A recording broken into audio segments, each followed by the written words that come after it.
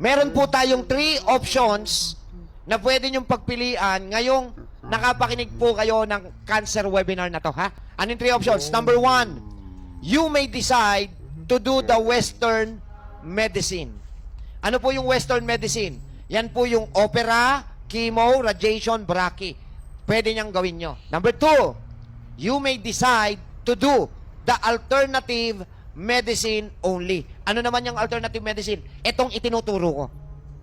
Or, you may also decide to do the CAM. Doc, ano po yung CAM? Complementary Alternative Medicine. Doc, anong ibig sabihin yan? Pinagsasabay ang Western at alternative. Okay? Doc, hindi ba masama yung pagsabayin? Hindi ho. Kaya nga may option number 3 eh. Kasi ang nakakatakot lang naman sa chemotherapy is dahil chemical ang ginamit ninyo, yung side effect. Okay? So, napapatay niya yung cancer cells, pero dahil may chemical siya, nakaka-apekto siya ng good cells and other organs.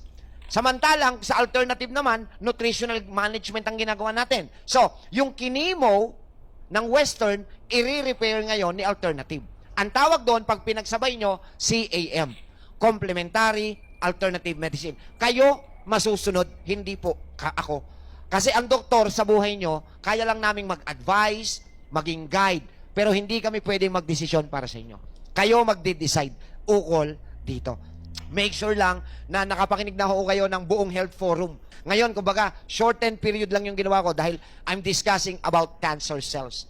Kasi once na mapatay natin ang cancer cells, mapatay natin, natunaw natin yung bukol, nagbago ka ng lifestyle mo, ano pa ang dahilan para bumalik si cancer? Wala na.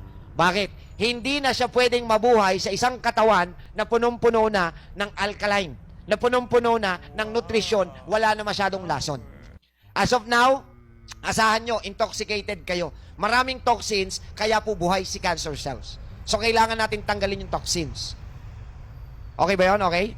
At matatanggalan toxins kung susundin nyo yung 7 doctors. Walang bayad po yun. Kung hindi mo kaya magpa-araw, wala akong magagawa. Hindi mo kaya. Pero kailangan ng katawan mo. Saan ka kukuha ng vitamin D kung hindi ka magpapa-araw? Yung iniinom na vitamin D, di synthetic na naman yun, hindi yun natural. Kailangan kang pawisan. Paano magpapapawis to kung bedridden yung pasyente namin? Patayin ang aircon, walang electric fan, isarado ang bintana at pintuan, ang pasyente ay kumutan. Papawisan o hindi? Pag pinawisan, palitan yung damit, di nakapagpapawis siya.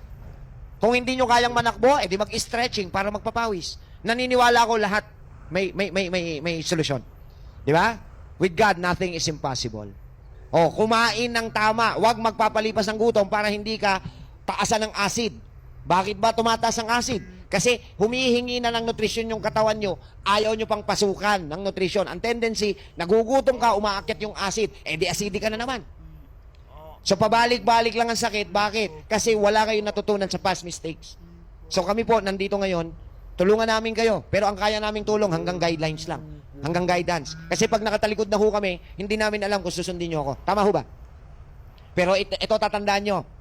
Hindi ko man kayo nakikita kung sumusunod kayo o hindi. Pero nakikita ho kayo ng Panginoon.